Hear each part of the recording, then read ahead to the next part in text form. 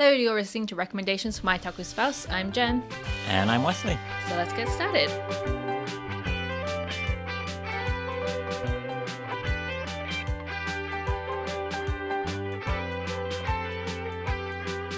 In this episode, I recommended for Wes. I think this is actually probably the longest running thing that I've recommended for you to partake in. It's been definitely going on in the background for a couple of episodes. Yes. And I've perhaps alluded to it. Well, not just that, but I mean the fact that I've been recommending this to you for a long time. I believe the fact that I said I wouldn't marry you until you played it. We'll get back to that. We'll get back to that? Okay. I made you play Final Fantasy IX. The best Final Fantasy ever. Lies and slander. No. We'll get back to that too. So, Final Fantasy IX is a Final Fantasy game. Surprise! That's probably all you need to know if you've never heard of a Final Fantasy game. Quelle surprise! But one of the things I can speak French because the main character has a French name. Zidane is a French name? Zidane. Really? What? Yeah, it's a French name. I did not know that. It's 100% a French name. Okay. And in the Japanese spelling of the name, it's pronounced with a French. Zidane Okay. is how the French would say the name. I honestly had no idea. Oh, well. We're all learning something. Yay! Well, actually, that's one thing I wanted to say is that because this game is 20-something years old, 21 years old? 99, wasn't it? Yeah. Or was it? I think it was 99. 22 years old. So yeah, 22 years old.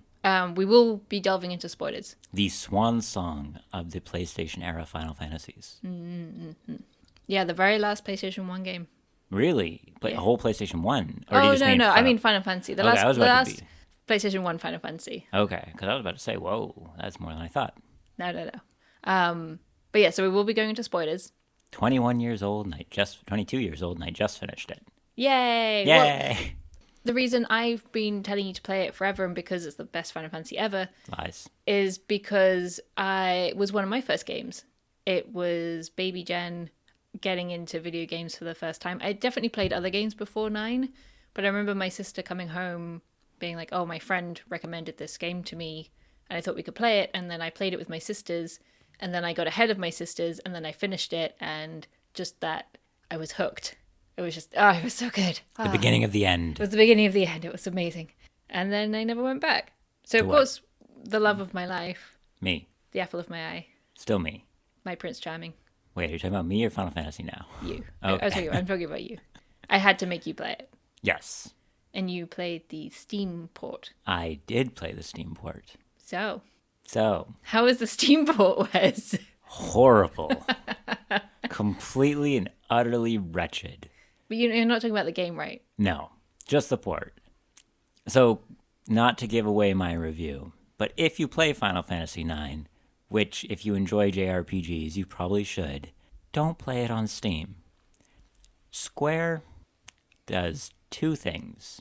They remake and they port. And the remakes usually Do they remake? I mean, FF7 Remake, we did a whole episode on that. Yes. And that was definitely not a port. But that took 15 years. That's true. But And I find it actually really hard to not even recommend the ports, because they used to be good at ports, but then they got really, really bad at ports. Because like the original FF7 PC port had issues. From what I've heard, most of the phone ports have issues. I saw a picture of the Steam port of Final Fantasy VI, which I believe is just a copy of the phone version, and the sprites are ugly. And then you have this, which is what I played, because Jen kept saying play Final Fantasy IX, and I went, it's on Steam, I will buy it, and that'll make it easy, and I won't have to worry about anything. And you regretted your life choices. I regretted my life choices. I mean, you didn't have too many game-breaking bugs. So, I mean, beyond the things like leaving a battle and the music won't stop, and so you have the optional battle music playing over everything until you reset the game. The bug where when I got to the final cutscene, it kept crashing, and I almost thought I had to refight the final boss until thankfully I didn't. We're going to come back to that. The bug where I was using a first-party Windows controller. To play this game, I went out and bought a controller for my computer because I wanted to play with a controller even though I was playing on PC. And I was like, I'm going to get an Xbox controller because it's a Windows PC and they work with Xbox controllers and everything will work fine and I won't have to deal with bullshit.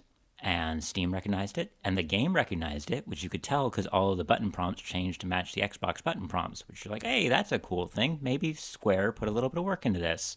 It also would randomly, so not consistently, but randomly have double enters of the button you pushed, which makes it really hard to play a turn-based RPG when you're like, oh, I want to cast a spell, and you hit it once, and it double selects so that you got your spell. And you're like, wait, I didn't get to choose my spell. Shoot. Yep. So there were fixes. So, and this is the other part that really annoys me with the whole thing, is that I found fixes for pretty much all of these on the forums, and they'd been there for ages. Mm-hmm. Yes. And no one could bother to update the game that they're still selling. And because it's a Square port, it's not a cheap port. Like the ones that I was talking about on mobile, on phones, they're charging $15 to $20 for games that are 20 years old that are broken, and they can't be bothered to fix them. Because what do they care? They already got the money. Well, at least on PC, it's easier to fix some of the bugs you pointed out. If those issues had happened on phone, you wouldn't have been able to see the final cutscene. Yeah, I would not have been able to see the final cutscene on my phone if I'd had the same problem. So the port is bad, but the game is still the same game. And it's also hard to not recommend that people get the PC port because of the next thing I'm going to say. This was the last 2D, 3D Final Fantasy game of the main line. So all of the backgrounds were just gorgeously painted scenes, and then the characters would be 3D rendered on top of them. But because it was put onto a PlayStation, they had to downsample all those scenes, so they're very pixelated. And so when you buy the game on Steam, you get that, where the backgrounds are all very pixelated, but they're now rendering the characters at a much higher level of fidelity. So you have these still low poly but highly rendered characters running around on these incredibly pixelated backgrounds. But all the paintings still exist in incredible high definition.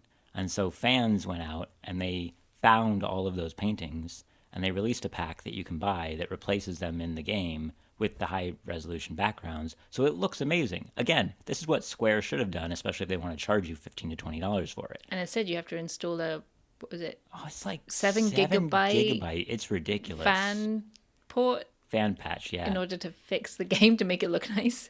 Shout out to Moguri Mod, by the way. If you do play it on PC, which it looks gorgeous when you've done all this, so I kind of want to tell people to do it, but it's just otherwise such a pain to do that I don't want people to do it. It's a weird... You feel conflicted. I feel conflicted. Or you can go out and buy an original PlayStation 1 and the original version of the game and then play it that way. Yes. Especially because I feel like the PC port and the PlayStation port branched off before the PlayStation port ever finished. No, that was for Final Fantasy VII. That was for 7. That was for 7. So we've had this conversation before. Yeah. We talked about that in the Final Fantasy VII episode. Yes. Because then everything in Final Fantasy VII that came out later was based off of the PC port because they lost the source code to the PlayStation port. Which happens a lot. Yes. With these things. Yes. Yep. Yeah. But no, 9 didn't have that problem. Okay, I'm sorry. I misremembered. Especially because we already talked about this. I'm sorry I misremembered. So besides it being buggy as all heck, and I mean, these issues didn't pop up that often, but when they did, it was annoying. It was really annoying. But besides the buggy issues, what were your initial thoughts? Because there was a period where you played it to the village of Dali, which seems to be a lot of people play it up to Dali, and then they either stop or they keep going. And you stopped at Dali, and then you came back and started playing it again. So what were your initial thoughts of the game? Dali's the village where they're making the mages. Yes. Yeah. 9 starts in a very similar way to 7, where you're in a city and you do a lot in the city, but you don't really get a chance to explore. And then you finally get out of the city. I think 9 actually does kind of 2 cities. At the start, you only have the one. Yeah, but then you move over to... Limblum. But that's after Dali. Was it? Mm-hmm. Oh, because you have to get on the airship, yeah. It's going to sound horrible to you. I know. Up until that point, it's very generic. There was nothing that really grabbed me and said, do it. And I was dealing with the issues at that time of still having the double input bug, which was annoying me. And I was playing it on my computer, which added a level of annoyance for me, not just because of the other issues I was talking about, but it's gotten easier to play video games. And we've talked about this with regards to anime, where it's gotten easier to watch anime. And so to play the game on my computer, if I wanted to play it on the TV or something, I couldn't just sit down with a modern console and play the game, I had to go get my computer, set up the computer, plug it into the TV, load Steam, load the game, do the workaround for the controller, and then I could play it. And sometimes that was just a pain to do. And then there was other things going on, so the story itself hadn't grabbed me by that point. And when you add in all the extra issues, it was kind of there's other things to do. So at what point was it that the story did start grabbing you? Because you basically stormed through the ending of the game. Yes. Actually, pretty much, it felt like from the halfway point to the ending of the game, you were just like, whoosh. Yes. I think Dolly also comes right after Grismilky Grotto. And that boss is really annoying. Yeah, because you have to fight him with just Zidane. No, that's the one that you do in the ice cavern. Yeah. I'm talking about the grotto where you're walking through like the old temple and you fight the giant flying thing. You have a full party of 3 for that. The flying thing? Yeah, there's a giant flying thing with wings that attacks you in this old temple. No, Dali is just after the ice cavern where you fight. Okay, well, before you get to the Wolves. ice cavern, then I think you fight through Gizermulki Grotto. But there's a boss in there that was really annoying as well. Okay. And so I had felt before that I'd had to grind a little bit. Okay. And I'm okay with doing some leveling in a game, but I don't like grinding. Because at that point, it almost feels like if I'm actively avoiding battles and then I'm underleveled, that's on me. But if I'm not going out of my way to avoid battles and I then sit there and I'm like, I just don't have a chance at this, I get annoyed at a game because I feel that it's been poorly designed at that point. But I feel like it was also the expectation of Final Fantasies at that time that you kind of had to grind a little bit. Or they were expecting you to at least go exploring, which would then expose you to more fights, which would then give you more XP. That's true too. Yeah, I don't know. It wasn't even the world opening up. The world really doesn't open up in this game until really, really late into it, I feel. I think it opens up more after Lindblom, and you have a little section of the continent that you can explore, and you find the Chocobo Forest and some other things. And the marsh, yeah. But you didn't really do that. I did both Chocobo's Forest and the marsh. I got Quinn at that time, and I had a Chocobo, and I did a little bit of hot and cold, but not too much. Yeah. Because that seemed like one of those time sink type things. Yes, it is. And there's rewards you get for it, but I was not about that to do that. That's not my jam. So where do you think in the story it grabbed you? I think probably in the ruins of Burmecia, when you first see Kuja, and you have Queen Braun just being completely nuts, and you've got Beatrix there as well. And you kind of get a better feel for who you're up against and more of an idea of what's going on as well. Up until that point, as I was saying, it is just very kind of generic. And you do find, they're manufacturing black mages. And you're like, okay. But they haven't really given you a reason to care. But by the time you get to Burmecia, this is a city that's been ravaged and destroyed and the populace scattered. And so it's not just, a child running away from home. Because at the beginning, it's, I need to go kidnap a princess for unknown reasons. Oh, wait, she's trying to run away anyway. Yeah, she's like, oh, I have a favor to ask you. Can you kidnap me? What? And so good. You're just kind of like, okay, I'm doing this because the plot demands it, but why? I mean, the queen is made to be grotesque in how she looks, but you don't see anything about her. The soldiers under her are made to be buffoons. Well, under Steiner. But those are the only ones we see at that point. That's true. Because when you're kidnapping her, the only ones you run into are Steiner's soldiers, who you immediately knock out and steal their armor and then say, why is this full of bugs? So you've got a grotesque queen, incompetent soldiers. A story needs a villain. And up until Burmecia, the story doesn't have a villain. That's a good point to make. And that's why I think it didn't grab me. No, that's fair enough.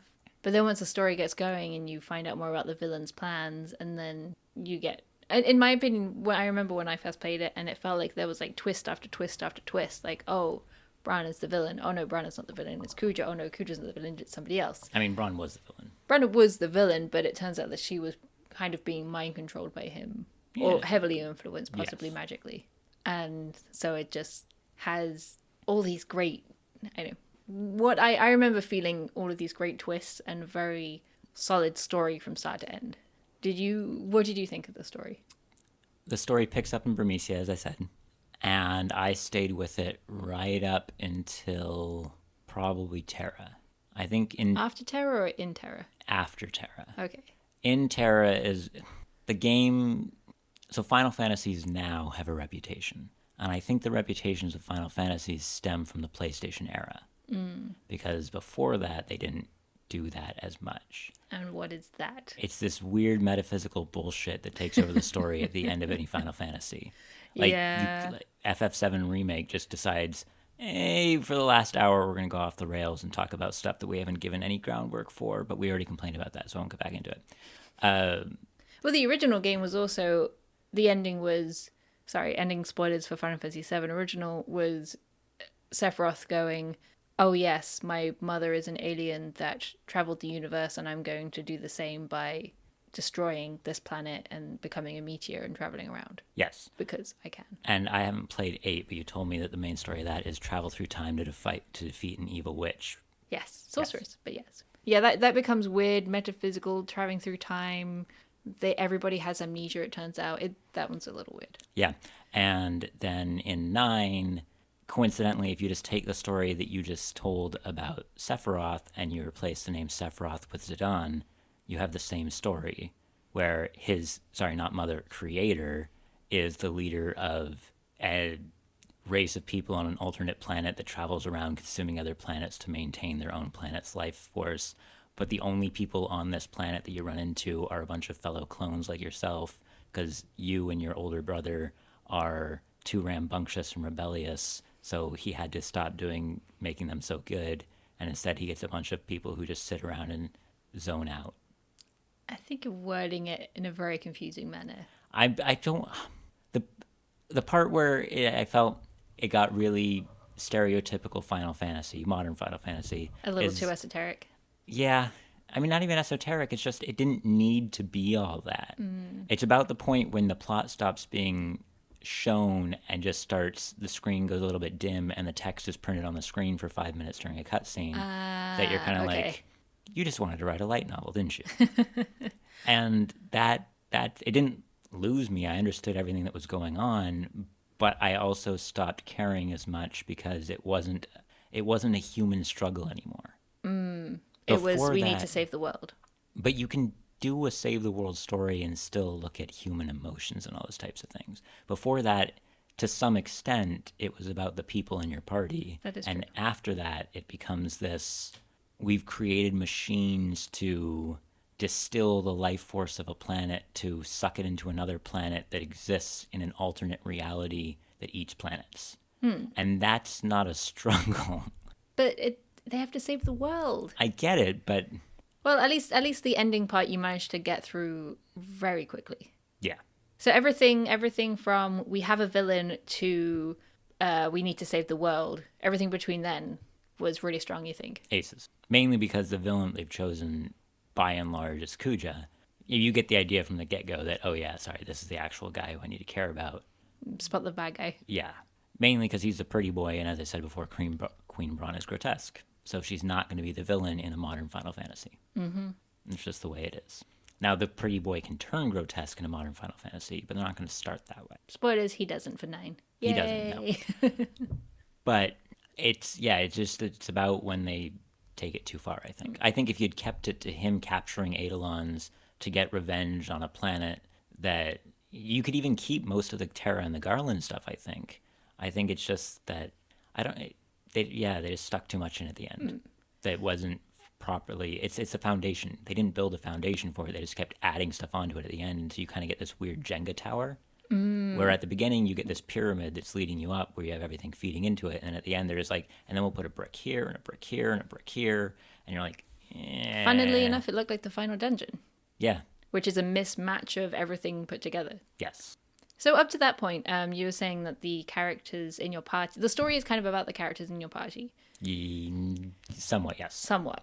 And I think that's definitely Freya at the beginning, and then obviously Vivi. Vivi is probably... Vivi is one of the strongest characters going through the entire game. Which is probably why he is the most favoured character ever. You see Vivi everywhere. So can I tell you my party at the end? Well, your party was the same as mine when I first went through Final Fantasy IX. It's true. And actually the second time. It's true. And the third time. It's true. But yeah. So my party at the end was Zidane, Vivi, Aiko, and Steiner. And you want to know why, beyond just the fact that they were technically good? Why? Because they were the strongest characters. Personality-wise? Story-wise. Yeah. Personality-wise and story-wise. If you look at the 3 characters that I left out, you have... 4 characters I left out. I almost forgot one of them. Ouch. You have Dagger, Garnet, who's the princess you kidnap at the beginning. And she doesn't get enough time to do anything. She spends the entire game being your damsel in distress. And even when she gets these moments of growth, she immediately ruins them by going right back to being a damsel in distress. I mean, she only fainted like 10 times, maybe? Okay, I know she is a damsel, but I really like her because she does do a lot of growing. She goes from like this kind of boisterous princess into somebody who realizes the importance of the people around her. And she's also kind of messed up because she's seen so many places that she's been destroyed, mostly by her own powers. Under control of other people, but yes. Under control of other people. True, but she needs to eat some vitamins and to build up her blood count so she doesn't faint all the time. It would help. She's a little anemic. Yeah. So that's why I didn't include her in my party. Then you've got Freya. Freya starts off great. It's Freya's reason that you go to Bermesia, which I was saying that's where the story kicks off for me. And you deal with Bermesia, and then you go to, I can't remember the name of it, the tree where the other group of her people live. Clara, yeah. And then she just hangs around for the rest of the game. Yeah, she doesn't do anything else. Her story's resolved in Clara. Yeah. But she has like one of the most heartbreaking ones because her whole thing is that she's looking for her boyfriend and he's forgotten who she is, and she's like, to be forgotten is worse than death. Like, But yeah, no, it is a shame that entirely sorted the moment you meet her, and she never does anything again. Yes, that is a shame that she isn't really that involved after that point. After her, you've got Amaranth. Yeah, Amaranth and Quina have the least in terms of personality or story. And Amaranth really annoys me, actually. Because he's a dick? No, I don't care about that. You want to be the cool loner character who's too cool for school, that's fine. It's in every shonen thing ever. There's always going to be one of them. I don't care. And then he kind of has this whole little moment of realization. But after I finished the game, you told me, oh, well, that's because you didn't see his backstory. There's one bit where you talk to him, and you have to keep talking to him and push him to talk. Yes. And I'm like, well, if you wanted me to care about the character, you should have woven that into the main storyline. Because every other time you try to talk to him, he's the too cool for school type and he blows you off. So why am I supposed to know that during this one scene, I should keep pushing him until he talks? There's no indication. And so when you go to talk to him and he goes, I don't want to talk to you. Or, is this how you beat me? Or he just, pretty typical blow off. I'm like, okay, well, I don't have time for this. I'm going to run around town and go find new gear and go fight monsters. It's one of those things that if you want a player to do something, don't punish them for doing that exact thing earlier. Mm-hmm. And so if he's going to continually blow you off, then if he does it again, I'm not going to keep talking to him. And I'm not going to put him in my party. To be fair, he tells his backstory to Freya if you do that extra scene. And if you push him to talk about it. Because he's not going to tell this stuff to Zidane. But even still, like, I did all of the side story videos that pop up. The active time events. Yes. You could have put it in one of those then. It was, but the option to see his backstory was in an option within the active time event. Well, yes, it was a little hidden. He didn't go in the party. And then you have Quina, who's just comic relief. And an optional character for the first half of the game. Mm-hmm. So there's one thing, funny enough, is that there are no cuts. Besides the one scene in Bermutia, there really isn't any cutscenes with Freya, Amaranth, or Quina. Like animated CG cutscenes. Yeah. None at all. No. Which is kind of telling. They don't matter. Yeah. They could have probably easily made this game with 6 characters. Can I instead revisit something that we were talking about at the beginning of this podcast? Okay, what? So you made a comment that you said you wouldn't marry me until I played this. Correct. And then you also made a comment that this was the best Final Fantasy. Correct.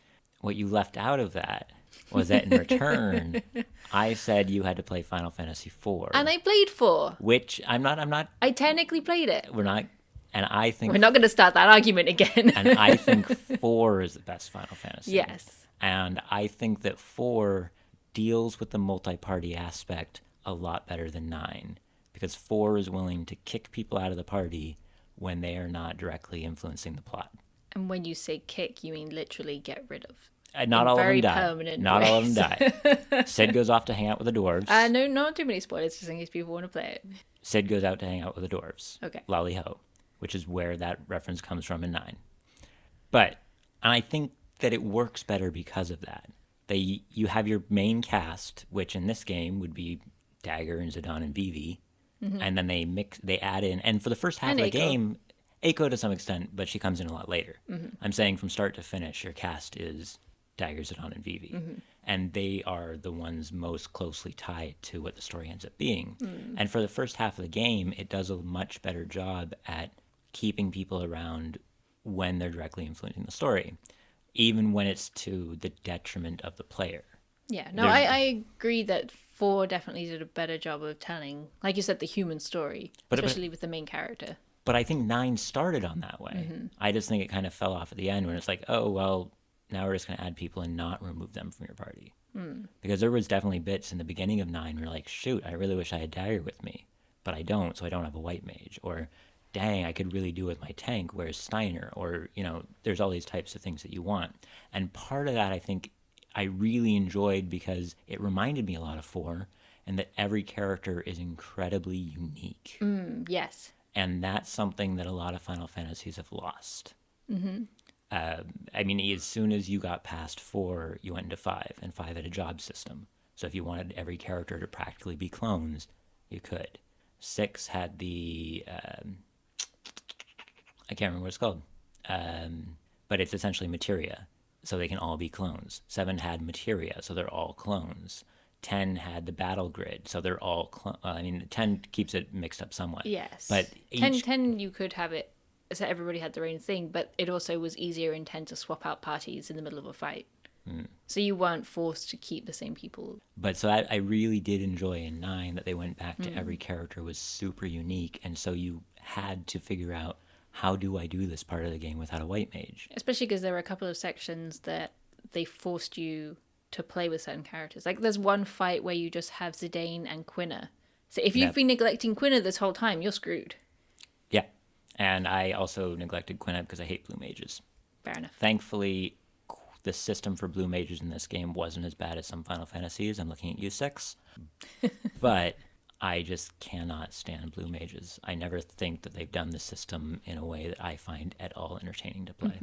Speaking of, that's one other thing that I really liked is that obviously the story impacted certain parts in terms of how you played, how you fought. And there's one section where Garnet her mum's just died, her kingdom has just been wiped off the planet practically. Yes. And so she is in shock and she has basically a mental breakdown and she cannot fight. Yes. And there's a bit where you were playing it and it was like, I just told her to heal and it says that she can't concentrate. What the hell? And I was like, Wes, think about what just happened. Because you hadn't actually played with her until the point where you were forced to play with her. Yeah, as soon as I got Eiko, I phased her out. But then when you were forced to use her again, you're like, what the hell? She's not doing anything. Like, yeah, because she's mentally traumatized. She can't concentrate. Because no one else cared. No one else in the party cares about what happened, and I wasn't using her as a character. So So no one cared and you didn't care. Well, that's it. No one in the party cared, and none of the people that I was using were in my party cared, so no one in the cutscenes cared. So all of a sudden, when I had to use her as a character, it was like, oh, right, that was a thing. But I think that's definitely the Japanese approach of... Because they have the whole revelation of, oh, she can't talk anymore. And the doctor's like, oh, well, she'll get over it, basically. yeah, selective mutism is definitely a Japanese story thing. Yeah. But it was because they were only putting it through one character, and because I wasn't using that character, I essentially missed out on that part of the story again. I personally liked that they had that as a gimmick. That how you fight is heavily influenced by what is happening in the story, up to a point.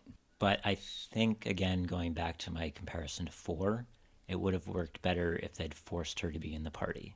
Well, they did.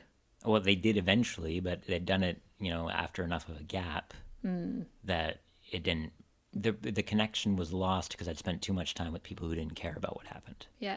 I think at that point when I was originally playing it, I was running around the world map trying to do things, and I was trying to use her or level her up. Oh. And so I think I realized a lot sooner before that event where you're forced to use her again.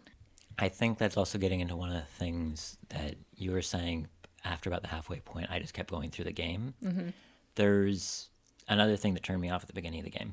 There's a dungeon that you're in, and you can explore all over the dungeon. And if you take the wrong ladder...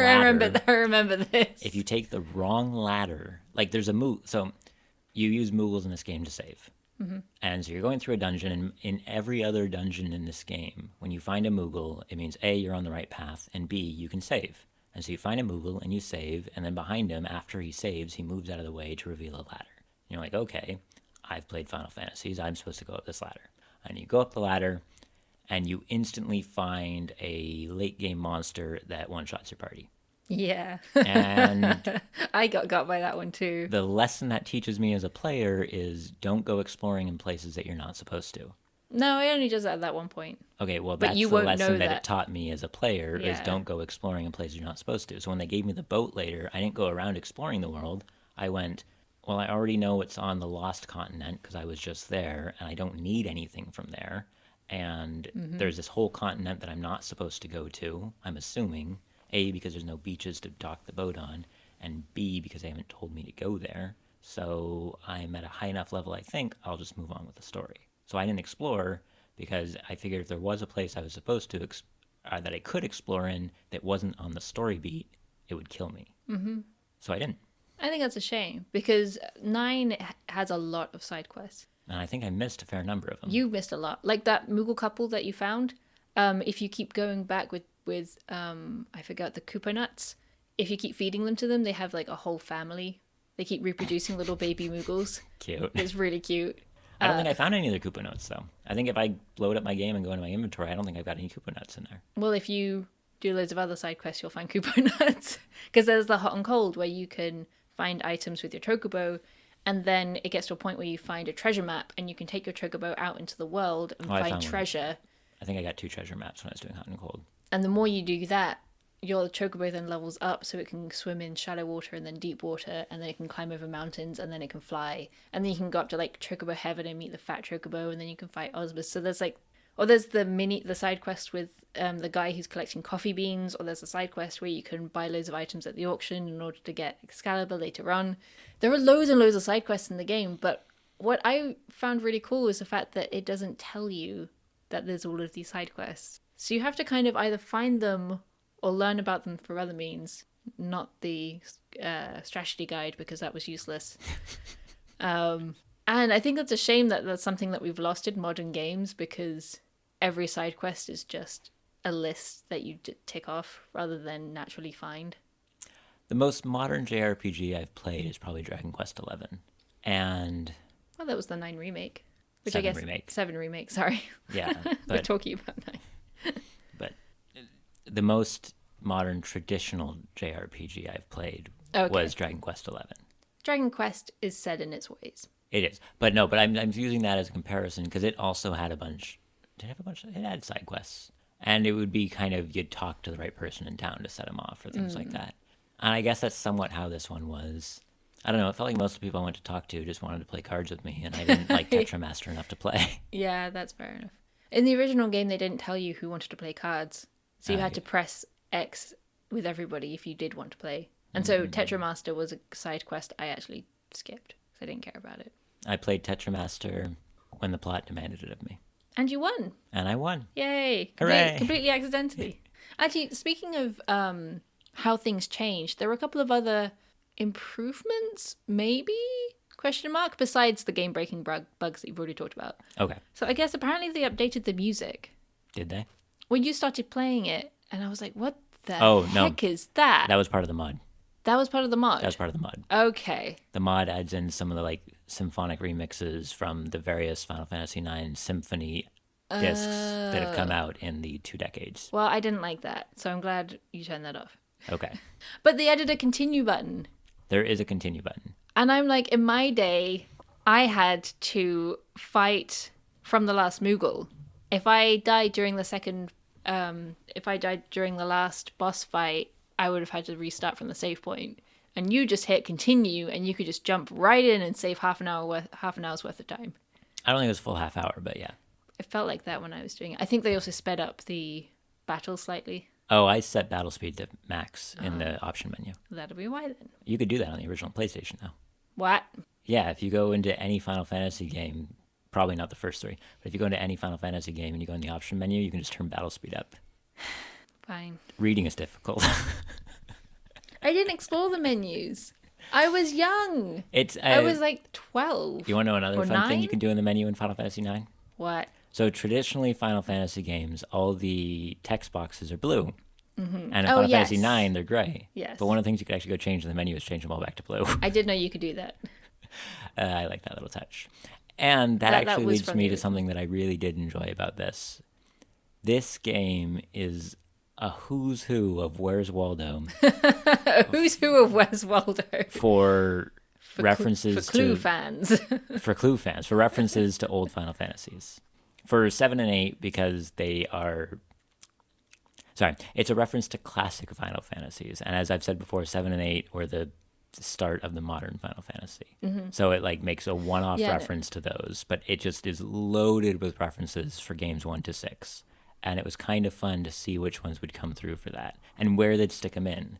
Especially, there was one that I took offense to, but other than that, it was all good. Which one? Was it the Deathgeist? No, that was fine. Okay. I didn't think he fit the story to be where he was, but no, it's when you face Zorn and Thorn, the twin psychotic jesters. Oh, that's so good. Yeah. They use the twin cast magic, which was the signature spell of Palom and Porom, the twins from Final Fantasy IV. And so they took the signature spell of these two amazing characters in 4, and they give it to these psychotic jesters. Yeah, but they're the only twins in the game, so I guess that's why they did that. I guess. Oh, they're such good characters. Like, the way I don't know how the Japanese is, because I still need to play 9 in Japanese, but I've played it in English like a bajillion times. But the way they do their mirrored English sentences and their rhyming schemes, it is so good. And their music is fun. They were fun, but you were upset. Disrespected the memory of Palom and Porom. Aww. All their memories are connected. No. That's how they build. That's why life is important. So that memories can live on. That's why there are so many references from 1 to 6. So many references from 1 to 6. Actually, that is one thing, is that this is probably the last Okay, besides 16, which hasn't come out yet, this was probably the last fantasy-based Final Fantasy. That's actually the next thing I wanted to say. This game had references to 1 to 6 by the boatload, and it was a classical fantasy Final Fantasy. Mm-hmm. But I think also in playing it after 7, I didn't play a Final Fantasy until 14. Wow, really? I guess 14 is actually pretty classical fantasy. That's what I was going to say. But it's MMORPG classical fantasy. True. But it's also, I think playing 9 allowed me to better understand large portions of 14. Okay. Everything that the Northern Empire does feels like Terra. As soon as I got to Terra and started talking to Garland and going through all that areas, I was having massive flashbacks to every time I went into a Castorum or whatever in 14. Just those dungeons that you'd go through with it's almost like sci-fi, but it's like biological sci-fi. It's like just the way that it was made and the way that it looked and the way that the bad guys looked. And I know people say they look like the bad guys in 12, but Final Fantasy loves to steal from itself, so I'm going to assume they came from Garland's Look in 9. They were inspired. Stolen from Garland's Look in 9. But going into Terra, A, the music was great for that scene, and B, it just felt so much like a lot of the areas I'd seen in 14. And so you had this mix in 9 of this very classical fantasy from the original games, and then what was to be the modern Final Fantasy, and it gave me strong 14 vibes, and I really enjoyed 14. So kind of seeing where some of that came from was a lot of fun to me. Actually, I realized I had made an error in my previous statement, Uh-oh. is that 12 is probably a fantasy-based Final Fantasy. Yeah, it's set in Evolus, isn't it? Yes. Yes, which is a whole other issue, but it's Well, inspired. It's not stolen. no, that one's outright stolen. But we'll talk about that one another time. So, I guess we've been touching on this for a little while, but how do you think 9 compares to other Final Fantasies? Because obviously I said it was my first Final Fantasy, so I had no idea about any of these other things and it blew my mind.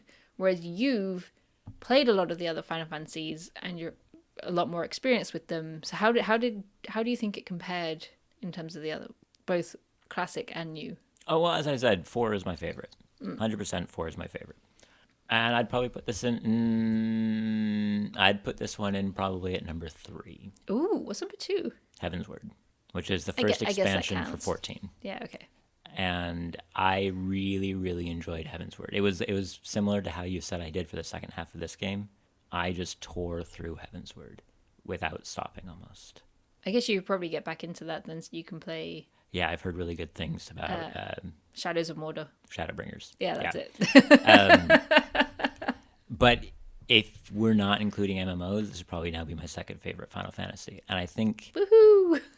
I think some of that is because I really like strong characters, and I do feel that 5 and 6 were weaker because they just had the Lego piece build your own character. Mm-hmm. Like each character in 6 had its own special ability, but you never had to worry about being without a mage or anything like that. And so I did like that, even though I had my complaint that I felt that half the characters get ignored for most of the game in that. So, speaking of characters, I meant to ask you this earlier, but who's your favorite character? Vivi. Maybe Steiner. Probably Vivi. But Steiner's really cool. Fair enough. Mine's Eiko. Steiner has also the greatest leitmotif that a Final Fantasy character has ever had. And that... Nope. I thought that was his. No. Steiner's leitmotif is the clink clank of his armor as he walks across the scene. Every scene he's in, like, every other character kind of walks around, but every time he walks... Clank, clank, clank, clank. It's amazing. It's amazing. He's so good. And he really reminds me also of how I like to play paladin characters in Dungeons and Dragons or games like that, where they're really, really set in their duty, and they just want to do what's right, but they're also kind of stupid. It's... Kind of like you. He's... Like, when we watched Recreators, I'm ignoring your rudeness. When we watched Recreators, Yeah. I really complained about, I can't remember her name, but the paladin character in that. And I just said that she was being awful stupid. Yes. For plot purposes. Yes. Steiner does it correctly. He is lawful, stupid, not lawful stupid. And I even hesitate to call him stupid, because he's not stupid, it's just, he's bullheaded. He doesn't want to believe that his queen Is evil. Yeah. Yeah. And he just wants to do what's right. He is a paladin character, which is why, he's not the main character, but he's the one who gets Excalibur. And, such a good character. But I do also really like Vivi. So when there's the one bit where you split up the party in all the different directions where you were saying, you're stuck with Quina, hopefully you've been using her, Steiner and Vivi go off to have buddy adventures together in the Wind Temple or whatever it is. And I'm like, man, I want to see that scene. I still stand by my Eiko was my favorite. I had a brilliant fan theory about Eiko. Yes, you told me today, and then you realized it was wrong. Well, so I played it in English. Yes. And you've played it forever in English. Mm-hmm. And the game, sometimes when you're playing something in English that was originally Japanese, you can see the Japanese through the English. Mm-hmm. And I think this game did a really good job of not falling into that pitfall. Yes, 100% yes. The translation in this game was fantastic. So, like, to the extent that I know it's a Japanese game and I know it was translated, but when I came up with this fan theory regarding Eiko, I forgot that, if that makes sense. Mm-hmm. And so the summons in this game, because again, like all Final Fantasies, they're all the same, but they're all different, they've named them Eidolons. And I was like, oh, that's really clever, because you find Eiko as the last survivor of the village of the summoners. And so I'm like, so it's this weird mental break that I had where I'm going, her name is Eiko, which is A from Eidolon and Ko to mean child. She's the child of the summoners. It all makes perfect. So in my head I'm going, this makes sense in Japanese, but in my head I'm also not going, they don't call them Eidolons in Japanese. So I'm going, Eidolons, Eiko. It's a really clever and cute and childlike name, and it fits the character perfectly, and the whole thing's perfect. And then when I was like, yeah, and then I looked it up and I go, oh, there is called Phantom Beast in Japanese. They're not called Eidolons at all. This whole thing's ruined. Boo. I'm glad they changed it to Eidolons in English. Phantom Beast is boring. Yeah, it's. I mean, I'm sure it's not boring in Japanese, but if they had just translated it as Phantom Beast in English, then it would have been boring. It's generic. I mean, it's like having a giant monster and calling it a kaiju in Japanese. Yeah. Or even in English. Even in English nowadays, yeah. What's how big Godzilla is? Just. Well, he's very big. But they are Genju, Phantom Beast. I'm like, okay, fine, whatever. I'm sorry your fan theory was ruined. But I was just like, as I'm playing through the game and this hit me, I'm like, oh, this is so cool. I get it. Ah, ha, ha, ha. And then, no. It was just me reading too much into it. Speaking of Eidolons, you made a very interesting observation that I have to 100% agree with you, is that Eidolons are a huge part of the story. Yes. And so Garnet's Eidolons get stolen from her, and they get used as basically weapons of mass destruction. Yes. And then, so they like tear towns apart and cities and entire fleets of navy. And it's like, oh crap, these are really powerful. And then when she finally gets her Eidolons back and she learns them, and they do like 2,000 hit points of damage. They're weak, they're garbage, they're not worth it. And the fact is, they don't even do enough damage unless they crit. Yeah, that was annoying, that they have to crit in order to actually make a difference. And if they do crit, it has a much longer animation. So hypothetically, if one of the jackass annoying final bosses is cast Doom on you, that Doom counter is still ticking down and you're dead. Which is, I'm guessing, another reason why you didn't have her in your party. Yeah. Poor Much Dagger. easier to just say, hey, Eiko, I know you could cast summons, but what if you don't? Well, she had all the useful summons, like Carbuncle, Phoenix. She had all the support. She had the white mage. She also got summons. Kiraga before Dagger did, and she got Arise before Dagger did. And those are my two go-tos for her for most of the end game. You mean full life? Full life, whatever they call it in this game. Full life. Life 3. No. Bad Wes. Oh, speaking of giant summons destroying towns, so when they destroy Alexandria, and you see the summon Alexander, Yeah, that was so cool. the weird summon that like rises out of the sea and is, I don't know, what, the Siberian worm from SpongeBob with a giant mouth that sucks in the whole city? Oh, yeah. That was from Final Fantasy V. Really? Yep. That one was another reference. Haha! The whole didn't know game's that. references. Well, Alexandria is a summoning that pops up. Alexander, sorry. Yes. Is a summon that pops up multiple times. Yes. I love that is so the city of Alexandria, they basically summon Alexander to protect Alexandria. And I'm like, hey, you know why it's called Alexandria, right? And you're like, oh, just put two and two together. And got 5. Yeah, it was great. It just has so many good emotional bits, and I'm remembering them and starting to tear up again, and it's so good. Oh, Ooh, soft. yeah, that bit's great. But that, I mean, that was, you have to do this whole side bit at the beginning where you have to go off and get super soft. Well, clearly, you could have just touched Dagger to him. Ooh, soft. Just rub her butt up against blank, and it would have worked. Why is you're terrible? I know. So actually, that reminds me of another question I wanted to ask you: was what was your favorite scene? It's going to be after it's revealed that Zidane is another angel of death sent to destroy Gaia. And he wakes up having been horribly mind controlled, or horribly mind wiped, because he wasn't mind wiped at all. And this music starts off, and he's just... See, so to compare and contrast his depression with Garnet's depression. And Vivi's, but yes, Karen. And Vivi's. They make his a center point of the story, so you can't avoid it. Yes. It's, you have to focus on it, and you have to play through it. And they give it an amazing song, and they give it an amazing series of battles, and they give every character in the game just amazing short little motivational speeches, and it makes for an amazing scene. Meanwhile, with Garnet, her city's destroyed, her mom's dead, nobody knows what's going on, and they stick her in the back of your party, and you don't have to face it for another half hour or whatever. So by the time it comes around, you're like, oh, right, this is a thing. Yeah, it's kind of a shame Garnet ends up dealing with that on her own. I mean, even Vivi, Vivi's... who has, like, the worst depression throughout most of the game, you see him coming to terms with it slowly. Vivi even gets more than Zidane. Yes. They give Vivi one of the full motion video scenes going up against the Black Waltz when he kind of comes to grips with it and starts casting fire magic again. They do a big thing for Vivi too, and it's great because it should be. So really, Dagger just got let down.